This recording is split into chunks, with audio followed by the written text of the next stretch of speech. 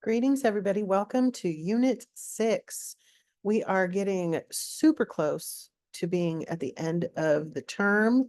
And so we're going to keep working on English 107 and go over what is due this week. So this week, you're doing something a little bit different.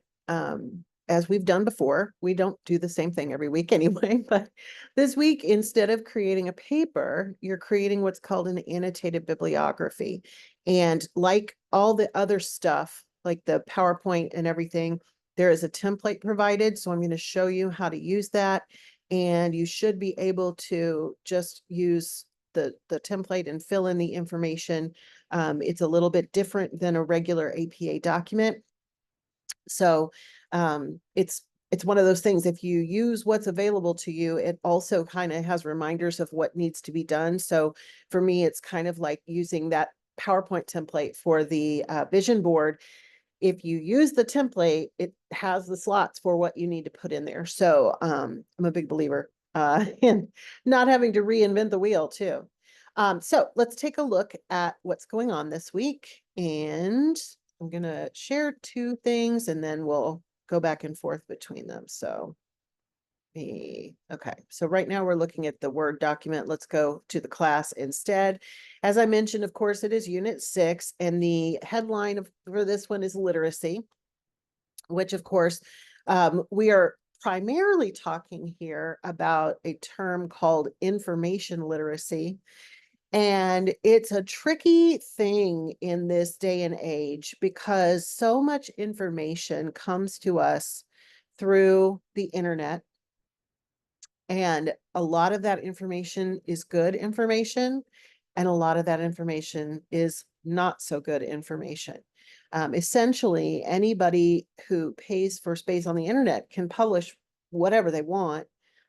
And so we cannot always assume that the information we are finding when we Google is going to be good information. It's one reason why, as you write papers for your classes, you will be constantly reminded of the benefits of using the university's library or even a public library. But it is an interesting time period in the sense that most of the things that we look at for research are going to be found using a web browser. So even when we are searching the library, we are still using the same kind of web browser that we would if we were Googling. And so knowing what you're looking at and knowing what you're looking for becomes tricky in this day and age. So that's where we're focusing this week. And of course, we've been talking about using credible sources all along, so this is nothing new. You are going to write another short paper next week, but this week you're going to do what I mentioned earlier, which is called an annotated bibliography, and we will talk about that when we get there. So as usual, of course, you have a folder full of readings and resources and an interactive exercise. I always remind you, you want to do these in that order, take them one at a time. So for Unit 6, you've got some readings. There are 3 articles, and they are going to be used in not only just learning, but also in the annotated bibliography assignment. So we're going to take a look at those and cite those when we get to that. But the first one is from the Black EOE Journal from 2021, and it is called, "Is a Lack of Soft Skills Keeping You from Opportunity?" You will notice that all of these are focused on marketable skills, or what we call soft skills. The next one is from USA Today magazine, and it is called "Go Into the Job Market." And then finally, we have something from the U.S. Department of Labor, which is called "Soft Skills, the Competitive Edge." So you'll learn about soft skills. Those are valuable things to learn about. And then you're going to do some work with these particular sources in the annotated bibliography. There are some additional pieces here in the supplemental resources. There's a chapter on the annotated bibliography, so I would suggest reading that. And then we have the videos, primarily on APA citations. You are going to be using citations not only on the annotated bibliography. But of course, next week when we are writing an essay, we've done some of that before with the in-text citations. So these are good reminders. There's also a couple of videos on media literacy. So make sure that you check those out. And one of my favorites is called the CRAP test. Got a name for evaluating resources.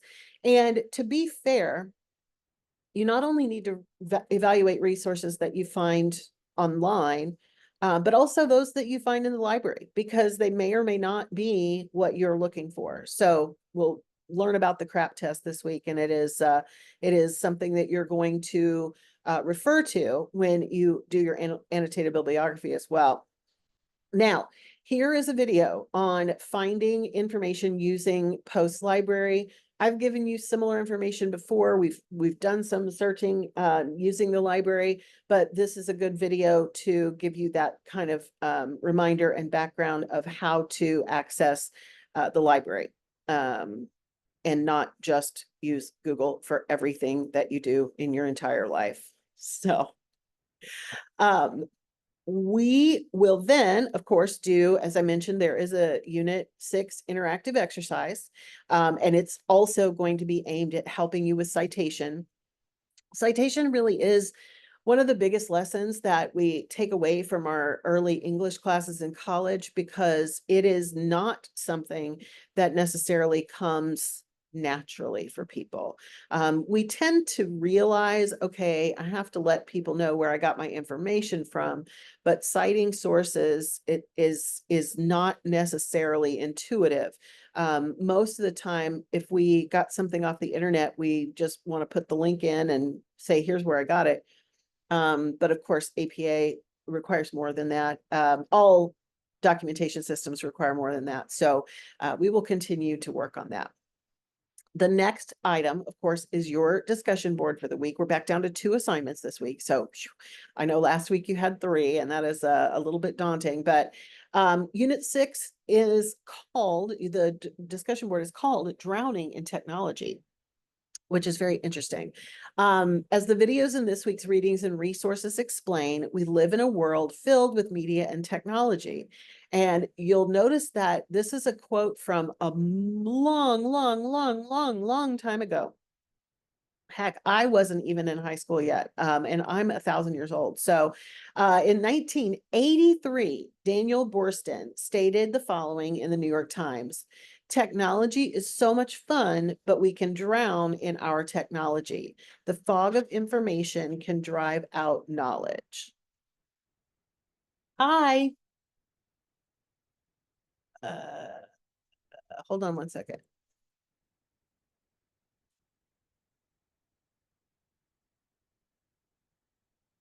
I can't, oh, there it is. Hi guys, sorry about that. I was interrupted in my office. So I apologize. I know there's going to be a weird break, but anyway, we were talking about the Drowning in Technology discussion board. And of course, we have a lot more technology and access to technology now than we did when Daniel Boorstin first said that quote. So that's what you want to focus on in your response this week. Explain your thoughts about this quote, and if Burstin's idea about technologies are accurate in today's world, or maybe even more true, whatever. And then, of course, you want to try to come back before the end of the week. Make sure that you respond to at least 2 of your classmates, reply to their ideas, share some additional thought about the benefits and drawbacks of technology as it relates to learning and knowledge. Feel free to bring in personal examples of information, or information from this week's readings and resources. You guys are all, of course, signed up for an online program. So technology, it has definitely got some positives there, because it is, of course, what allows you to go to college without having to be in a particular place at a particular time. So there's probably going to be some positives and negatives as you talk about the technology issue. And then finally, I mentioned this earlier, we have a new tool that we're going to be using, which is called an annotated bibliography. And annotated bibliographies are fairly common in college assignments. A lot of times you may have to write a paper for, say, a psychology class, and before you submit the paper, you would give your teacher, or even after, you would give your instructor an annotated bibliography to show what sources you looked at and how you evaluated them. So this week, we learned again about reliable sources and how to cite them in our writing. And of course, this is something you're going to do throughout college. So in this assignment, you're going to create what's called an annotated bibliography. And as I mentioned, there is a template for you. This assignment helps you create APA references and summaries using the articles that we talked about earlier from the readings and resources. So we've got a template and we've got the assignment link itself. I want to look at the assignment link first, and then we'll open the template and take a look. So review the 3 articles about soft skills linked in this week's readings and resources. Using the template, create an annotated bibliography for those 3 articles. So you are going to do all 3 of them. You're going to provide a title, the title of the article, a summary, and an APA reference citation. So this is the citation that would appear on the references page. So this is like the full citation. It's not the little in-text citation that has the parentheses around it. This is a full APA citation. You can copy the title and the APA reference citations from the information provided within the unit. You can also use, as we've done before, Scribber, and I will show you again how to do that. And then for each of the articles, you want to go through the CRAP test, currency, reliability, authority, and purpose, and choose whether the source is reliable or not, and why. Not just yes, don't just answer yes or no. So you're going to submit it as a Word document or as a PDF. You can save it as PDF instead if you prefer. Include a title and APA reference for each article, and then you'll have 3 short paragraphs of 3 to 5 sentences each for each article. So it will look different from last week in terms of the structure, but it's similar in the sense that you're writing 3 paragraphs. Again, they need to be at least 3 sentences or more. And you're going to summarize each article as well as talk about the reliability using the CRAP test as sort of your guide. Okay. If you look at the rubric for this one, it's fairly straightforward. It's the same, that kind of thing that we've been doing. In order to get full points, you need to make sure that you include the titles in the annotated bibliographies and official APA citations. So those are 2 big areas worth 17 points each. So if those are not provided, that's going to be a big ding. In terms of the summaries, you get 17 points for each of the summaries, 17 possible points for each of the summaries. Does your paragraph fully address the main idea and important parts of the article? That's kind of the test there. And then overall, the CRAP test is completed for all 3 articles. So you mention those factors: currency, reliability, authority, and purpose. My gosh, my brain just lost that word. And then, of course, APA format, writing is free of errors. And this is going to be different APA format because you don't have to have a cover page and all that.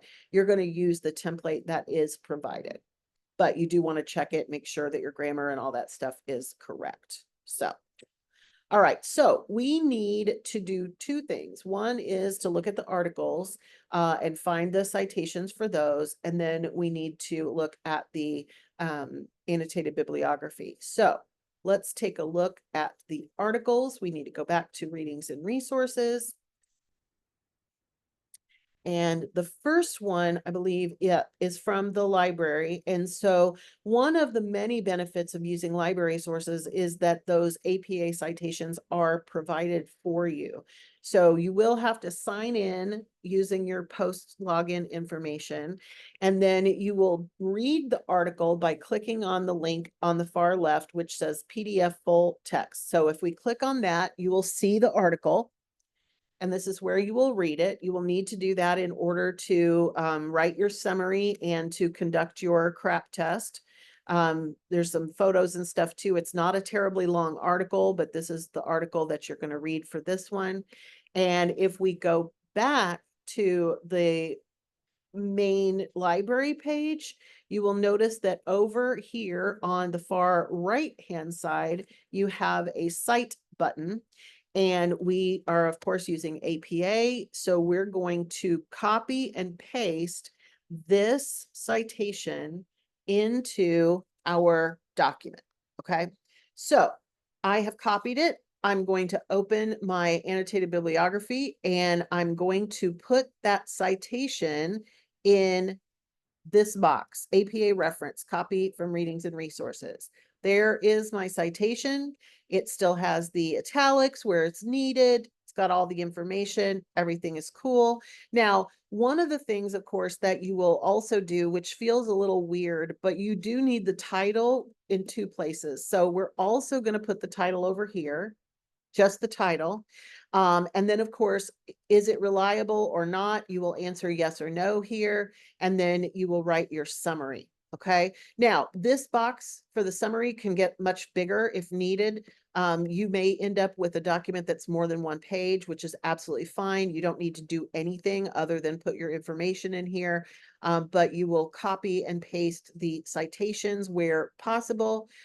So let's go back and look at the next one, which is go into the job market.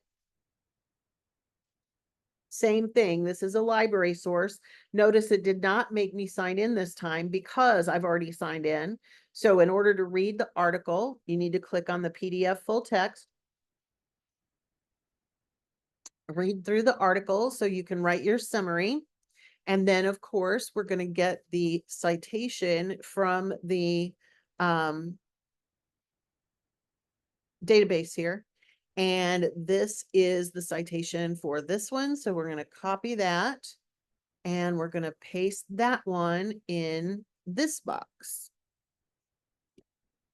Now, again, you need the title of the article itself. So we're going to copy that and we're going to place that over here. Okay.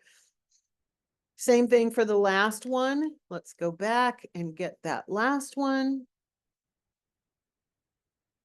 And this one we are getting from the internet. So you will do what we've done before, which is to copy the URL and use use some kind of citation guide to make your citation. So I'm just going to click on the web address and copy it. And as you guys know by now, I like Scribr because of the free APA citations that are available. So we click on scribr.com, we click on the citation generator, and APA is already turned on. You'll notice right here, this is where you change it if need be.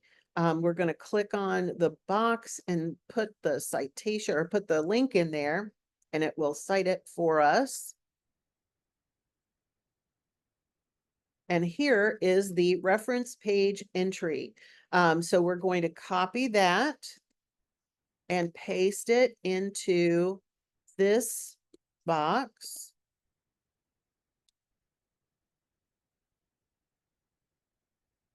That became very large. We can make that smaller. You don't have to. You can just copy and paste, but and then the title, again, the title needs to be in two places. So we're going to put the title there. And then you would write your summaries. Now, I am going to not send you this version because you need to get in the habit of creating your own citations. So I am going to guide you to use the assignment, use the one that's in the course. But I am not going to provide you with a partially filled in template this week because a big part of this assignment is learning to do those citations. So if you need help with them, let me know, but that is what you're doing this week. And that does have to be done in a Word document. Use the template, please. Okay, that's it. That's all I have for you this week.